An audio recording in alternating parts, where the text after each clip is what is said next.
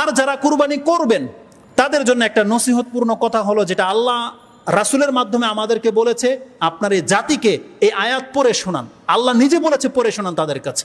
যারা কুরবানি করবেন, টাকা মোটা টাকা নিয়ে বসে আছেন, পশু অলরেডি দেখে ফেলেছেন, টার্গেট করে নিয়েছেন এত কেজির গরু কুরবানি করবেন, আপনি কুরবানি করার আগে একবার আপনার অন্তরটাকে সামনে এনে নেন যে আপনি কি করতে যাচ্ছেন, কার জন্য করতে যাচ্ছেন।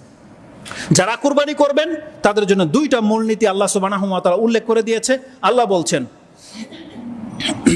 কোরআনে আল্লাহ সুবহানাহু ওয়া তাআলা বলছেন যারা কুরবানি করবেন, সূরা মায়দার ২৭ নম্বর আয়াতে আল্লাহ বলছেন, ওয়াতলু নাবা আবনা আদমা বিল হক ইয কাররাবা কুরবানান ফাতুকুব্বিলা মিন আহাদিহিমা ওয়া লাম ইউতাকাব্বাল মিনাল আখার।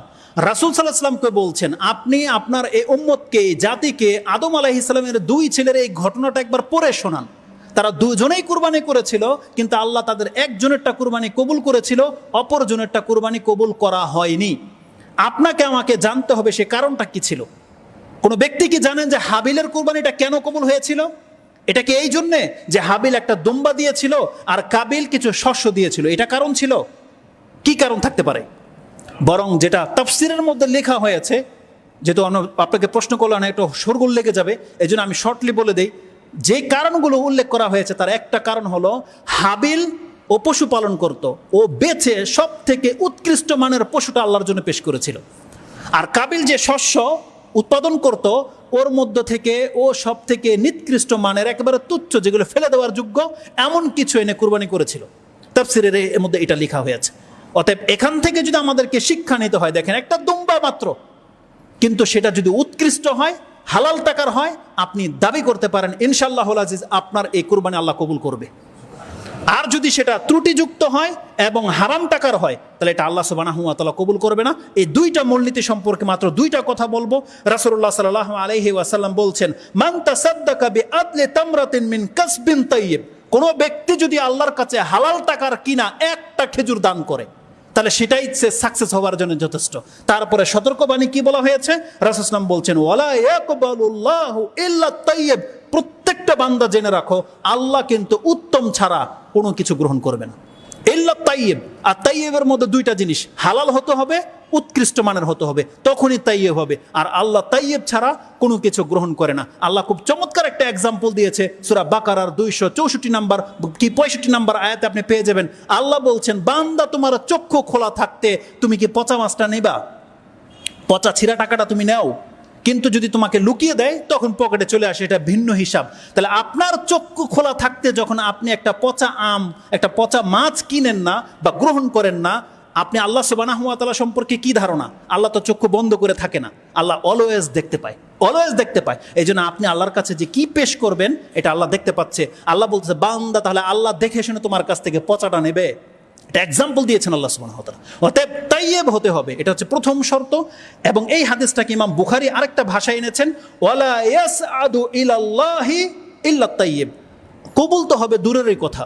রাসূল সাল্লাল্লাহু আলাইহি ওয়াসাল্লাম বলছেন, আল্লাহর কাছে উত্তম কিছু ছাড়া উপরে উঠেই না, যাই না, আল্লাহর কাছে যাবেই না। আপনি যে সেন্ড করবেন, উত্তম না হলে এটা আকাশের মধ্যে হ্যাঙ্গিং থেকে যাবে, কবুল তো হওয়া দূরের কথা। ইমাম বুখারী রাহিমাহুল্লাহ তার তাওহীদের অধ্যায়ে 97 নম্বর অধ্যায়ে এই জুমলাটা ব্যবহার করেছেন। 7430 নম্বরে গিয়ে আপনি এটা পেয়ে যাবেন। তো আল্লাহ সুবহানাহু ওয়া তাআলার কাছে উত্তম বিহীন কোনো কিছু পৌঁছে না। আর আমাদের সম্পর্কে আল্লাহ কি বলেছে জানেন? সূরা আলে ইমরান 3 নম্বর সূরার 92 নম্বর আয়াতটা আপনার অন্তরে গেঁথে নেন। আল্লাহ বলছেন, বান্দা প্রত্যেকটা মানুষ কান খাড়া করে শুনে রাখো, তুমি জান্নাতে ঢোকা তো দূরের কথা, নাগাল পাবে না যদি তোমার পছন্দনীয় জিনিসটা আল্লাহর রাস্তায় তুমি উৎসর্গ করতে না পারবে।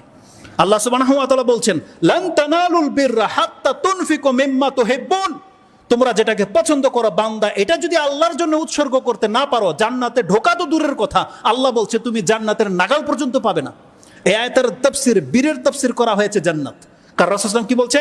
ইন্নাল বিররা ইয়াহদি ইলাল জান্নাহ, প্রত্যেকটা বীর সৎ কাজে আপনাকে জান্নাতের দিকে নিয়ে যাবে। আর আল্লাহ বলছেন, লান তানালুল বিররা হাত্তা তুনফিকু মিম্মা তুহিব্বুন, তোমরা যেটা পছন্দ করো এটা যদি আল্লাহর রাস্তায় কুরবানি করতে না পারো বান্দা, তুমি কোনোদিন জান্নাতের নাগাল পর্যন্ত পৌঁছতে পারবে না। অতএব এই আয়াতটা প্রত্যেক কুরবানি দাতার জন্য মুখস্থ রাখা উচিত যে আপনি আল্লাহর জন্য কুরবানি করতেছেন, অতএব পশুটা কেমন হবে আপনার মাথার মধ্যে বসিয়ে নেন। আপনি কুরবানির পশু পাননি, ওই যে আমাদের ভাষায় বলি ট্যাং, ধাক্কায় নেওয়া যায় না এমন গরু কিন্তু আপনি চক্ষু লজ্জায় কুরবানি করতে পারবেন না। আর মাঠগুলোকে পরিদর্শন করে যেটা দেখা গেল, অধিকাংশ গরুর, যেটা ছোট জাতের গরুগুলো, একটারও দাঁতিনি, একটারও 2 বছর পুরা হয়নি। অতএব হুজুকে কোনো ইবাদত চলে না, ইবাদত করতে হবে ইবাদতের মতো।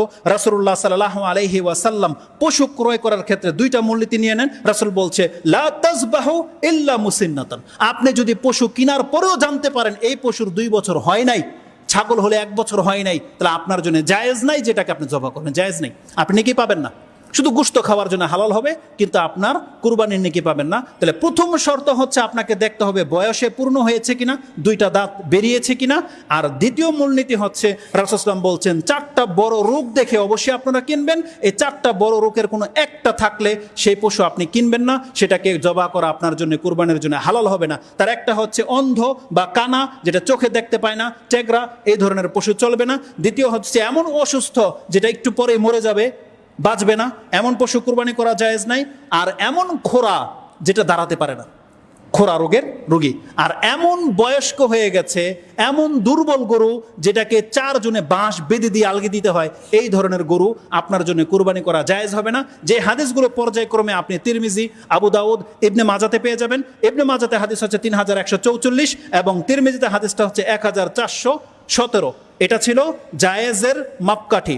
আরেকটা হাদিস সাথে নিতে পারেন, যেটা আলী রাদিয়াল্লাহু তাআলা আনহু থেকে কোট করা হয়েছে, যদিও এই হাদিসের সনদের মধ্যে কিছুটা দুর্বলতা রয়েছে এবং এটাকে শর্ত করা হয়নি, তবে উত্তমের দিক থেকে এই হাদিসটাকে আপনি ফলো করতে পারেন। সেটা হচ্ছে রাসূলুল্লাহ সাল্লাল্লাহু আলাইহি ওয়াসাল্লাম এটাও বলেছিল, আমারানা রাসূলুল্লাহ সাল্লাল্লাহু আলাইহি ওয়াসাল্লাম আন নাস্তাশরিফাল আইনা ওয়াল উযুন।